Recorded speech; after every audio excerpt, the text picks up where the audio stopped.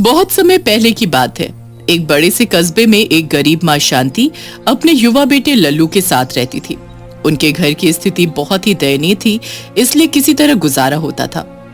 लल्लू मजदूरी का काम किया करता था और जो कुछ मिलता उसमें माँ बेटे अपना पेट भरते थे। लल्लू की माँ अधिकतर बीमार रहती थी और उसके इलाज में रुपए खर्च होते थे, इसलिए उनके ऊपर कर्ज भी हो गया था। लल्लू के दूसरे हमउम्र साथी बड़े आनंद और वैभव के साथ रहते थे। वो सभी लल्लू को हेय दृष्टि से देखते थे। उनके ठाट बाट देखकर लल्लू बहुत दुखी हो जाता था और अपनी किस्मत पर पछताता था। एक दिन वो अपने दो साथी दीपू और बल्लू के साथ मैदान के पास खड़ा था। अरे लल्लू, एक तो कपड़े तो कायदे के सिलवा ले, जब देखो एक ही कपड़ा पहने रहता है। हाँ यार, फटीचर बन के रहने में तुझे शर्म नहीं आती? हम लोगों की तरह जरा टिप टॉप से बनकर रहा कर। मजबूर हूँ दोस्त, अच्छे कपड़े पहनने के लिए भी रुपए की जरूरत पड़ती है। तुम लोग मेरी हालत जानते हो, तुम लोग के जैसे बड़े घर का बेटा नहीं हूँ। देख, मैं और दीपू सिनेमा देखने जा रहे हैं। मैं जानता हूँ तुझे काम होगा भाई, काम भी जरूरी है, वरना पैसे कहाँ से आएंगे। इतना कहकर बल्लू और दीपू मोटरसाइकिल पर बैठकर वहां से जाने लगे और उन्हें देखकर मन ही मन लल्लू बहुत दुखी होने लगा। उस बेचारे को तो हर जगह पैदल ही जाना पड़ता था। घर पहुंचा तो माँ बेसब्री से इंतजार कर रही थी।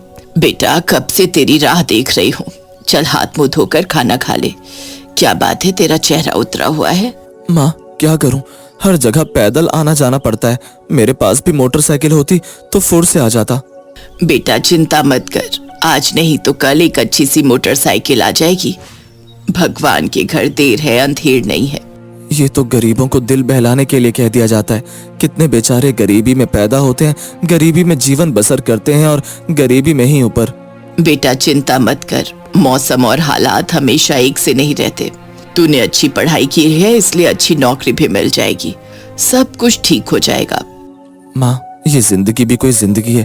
तन पर ढंग के कपड़े नहीं और खाने के लिए ढंग का खाना नहीं मिलता। पैसे वालों के ठाट देखकर मन को दबाना पड़ता है, किसी तरह समझाना पड़ता है। माँ, जल्दी से खाना खिला दे, और आज देर तक काम करना पड़ेगा। तुम्हारी दवा के पैसे मिलने चाहिए। लल्लू खाना खाकर काम पर चल पड़ा। आज उसे जमींदार का ट्रैक्टर लेकर खेतों में जुटना पड़ा। वो अकेला ओवरटाइम करता रहा ताकि कुछ अधिक पैसे मिल सके। उसे काम करते करते रात हो गई। लल्लू को पैसे मिले तो वो दवा की दुकान पर पहुंच गया, लेकिन वहीं उसे साहूकार हजारी मल मिल गया। क्यों लल्लू लाल, तुम भी कमाल करते हो। मेरा पैसा भूल गए क्या? ब्याज कौन देगा? घर पर तुम मिले नहीं तो ढूंढते ढूंढते यहाँ तक आ गया। चलो निकालो पैसे। सेठ जी, मैं जल्दी आपको ब्याज का पैसा दे दूंगा। दे दूंगा क्या होता है? अभी जितना है निकालो, बाकी मैं कल वसूल लूंगा। मेरी वसूली जारी है, निकालो पैसे। सेठ जी, माँ की दवाई लेनी है, बहुत बीमार है आज, इसलिए मैंने ओवर टाइम भी किया है। आप निश्चिंत रहिए, आपके पैसे मिल जाएंगे। मुझे माँ की बीमारी की बात मत बताओ, मेरे पैसे निकालो और चलते फिरते नजर आओ। जल्दी से पैसे दो, मुझे दूसरी जगह भी वसूली के लिए जाना है। हजारीमल बिना पैसे लिए वहां से हटने वालों में से नहीं था।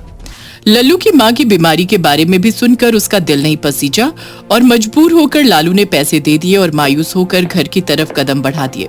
उसके कानों में किसी की आवाज पड़ी। अरे भैया, दवाई तो लेते जाओ। लल्लू आश्चर्य से मुड़ गया और देखा कि पीछे से आने वाली आवाज दवा के दुकानदार की आवाज थी। लल्लू उनके पास चला गया। अरे भैया, कल ले लूंगा दवा। अभी तो आप दवा लेने ही आए थे, फिर कल पर क्यों टाल रहे हो? मैं सब सुन चुका हूँ, आप दवा ले लीजिए। पैसे? क्या मैं अभी पैसे मांग रहा हूँ? अरे भाई, जब आ जाएंगे तब दे देना। माँ को तो समय पर दवाई मिलनी चाहिए। लल्लू की आंखें भर आई। उसने साहूकार और दुकानदार के स्वभाव की मन ही मन तुलना की और दवाई लेकर चल पड़ा। वो घर पहुंचा तो देखा माँ खटिया पर बेहोश पड़ी है। माँ, आंखें खोलो। क्या हुआ माँ? हे भगवान, माँ को क्या हो गया? माँ कुछ बोलती क्यों नहीं? बड़ी मुश्किल से माँ ने आंखें खोली तो लल्लू की जान में जान आ गई। माँ, अब ठीक लग रहा है? हाँ बेटा, मुझे बेहोशी आ गई थी, अब मैं बहुत कमजोर हो गई हूँ, कुछ दिनों की मेहमान हूँ। ऐसा ना कहो माँ, आपको मेरी भी उम्र लग जाए। नहीं बेटा, ऐसा नहीं बोलते। हर माँ तो यही चाहती है कि उसकी उम्र संतान को लग जाए, उसकी संतान फले फूले खुश रहे। दोनों माँ बेटे ने खाना खाया और फिर लालू ने माँ को दवाई पिलाई और आराम करने के लिए कह दिया। कुछ देर के बाद माँ के सीने में दर्द शुरू हुआ तो लल्लू बड़ी चिंता में पड़ गया। कुछ देर तक तो उसके समझ में कुछ भी नहीं आ रहा था, लेकिन उसके बाद उसने उन्हें डॉक्टर के पास ले जाना ही बेहतर समझा। देखिए, इनके फेफड़ों में संक्रमण हो गया है, इनका लंबा इलाज चलेगा, कुछ दिनों तक अस्पताल में रखना पड़ेगा। आप तैयारी कर लीजिए और कल से अस्पताल में दाखिल कर दीजिए। जल्द ही इनका इलाज शुरू करना है। अभी दवाई लिख रहा हूँ, इन्हें खिलाइए। ठीक है डॉक्टर साहब, मैं व्यवस्था करता हूँ। लल्लू माँ को लेकर घर चला आया और इसके बाद रुपए की व्यवस्था करने के लिए घर से बाहर चल पड़ा। वो चलता चला जा रहा था और एक पेड़ के नीचे थक कर बैठ गया। उसे गड्ढे में एक पुरानी बांसुरी दिखाई पड़ी। उसने उसे उठा लिया और चारों तरफ देखने लगा। उसने 2-3 बार उस बांसुरी को बजाया। अचानक चमत्कार हुआ और वहां पर धुआं सा उठा। एक विशालकाय जिन्न उसके सामने उपस्थित हो गया। जिन्न की हंसी सुनकर लल्लू भय से कांपने लगा। उसे अपने सामने मौत नजर आने लगी। हे भगवान, मैं तो अपनी माँ की जिंदगी बचाने के लिए रुपए का इंतजाम करने निकला था, लेकिन ये क्या, मेरे सामने इतना बड़ा संकट उपस्थित हो गया। कौन हो भाई? मुझे मत मारो, मुझे माँ का इलाज कराना है, माँ को बचाना है।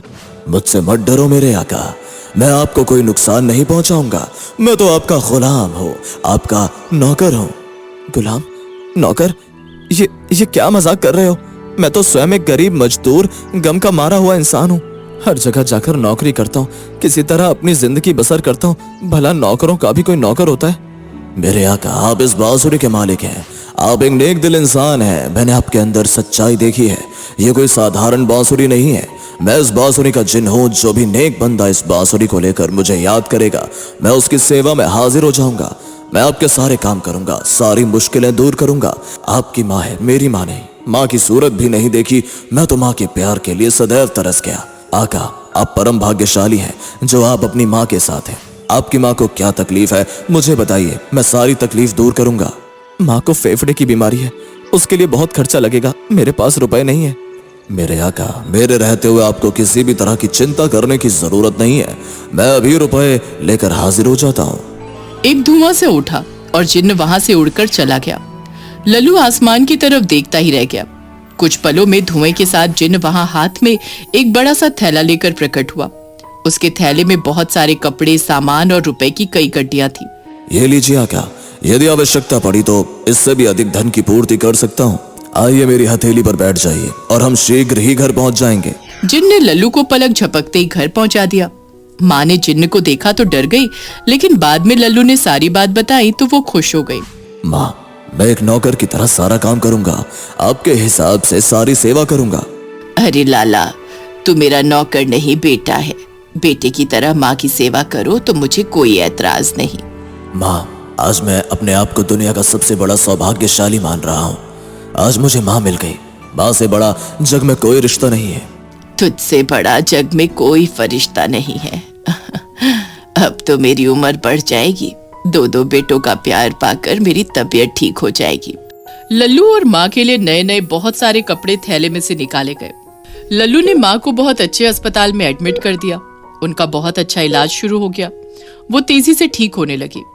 माँ ने जिन्न का नाम लाला रख दिया था। लाला जिन्न के चमत्कार से सारी सुविधाएं मिलने लगी थी। लल्लू का घर बड़ा और सुंदर हो गया। हर प्रकार के साधन हो गए। घर के सामने कार खड़ी हो गई। एक छोटा सा कारखाना बन गया। उस कारखाने का बहुत सारा काम लाला ही कर देता था। एक जादूगर गोगा ने जब जिन्न का कमाल देखा तो उसने अपने जादू के बल से लल्लू की बांसुरी अपने कब्जे में कर ली। उसने जैसे ही बांसुरी बजाई, धुएं के साथ लाला जिन्न हाजिर हो गया। ए जिन, तू मेरा गुलाम है, चल मेरे जूते साफ कर। हे जादूगर, खुदा से डर, तेरे इरादे नेक नहीं है। मुझे तेरी गुलामी मंजूर नहीं है। मैं नेक बंदे लल्लू का गुलाम हूँ। बांसुरी तो मेरे पास है। कहाँ तेरे पास है? वो तो मेरे आका के पास पहुंच गई है। जादूगर ने देखा तो उसके पास से बांसुरी गायब होकर लल्लू के पास पहुंच चुकी थी। मैं जादू के जोर से जिन को चूहा बना दूंगा। मुझ पर और मेरे आका पर कोई जादू नहीं चलेगा। अब तू पेड़ पर उल्टा लटकेगा। जादूगर ने जादू चलाया, लेकिन वो बेअसर हो गया और वो स्वयं उल्टा लटक गया। माँ अब तक पूर्ण स्वस्थ होकर घर पर रहने लगी थी। माँ को दया आई और जादूगर को जाने दिया। शुभ समय आने पर लल्लू का विवाह भी संपन्न हो गया और उनके जीवन में खुशियां ही खुशियां आ गई।